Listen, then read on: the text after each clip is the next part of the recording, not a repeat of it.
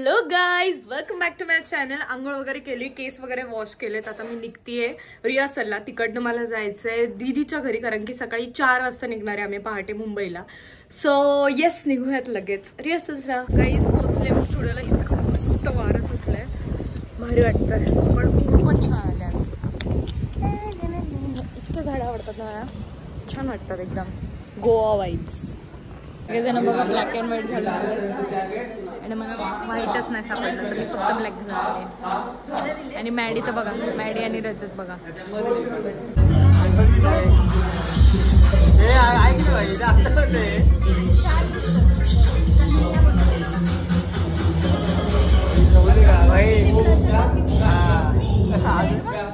आमच्या makeup artist बघा, इकडं हेअर चालू आहे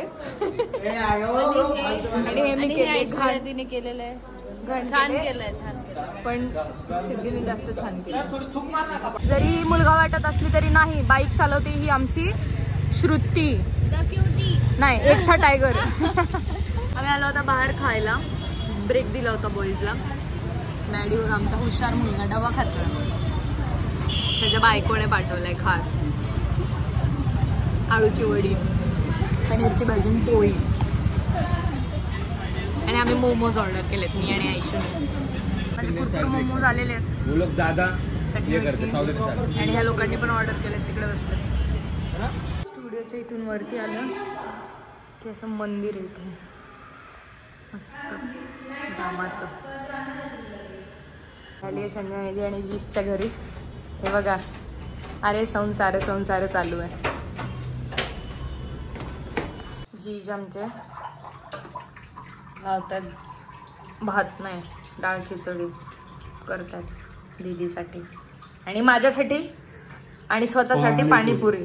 बघितलं, बसलं आता खायला पाणीपुरी आणि ह्याच्यात लावले दाल खिचडी. चांगली केली आहे का हो? दाल खिचडी चांगली केली का? केस नीट कर.